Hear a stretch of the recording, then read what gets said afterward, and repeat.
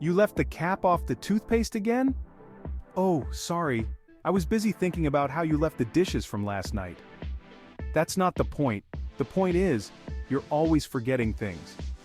And you're always nagging me.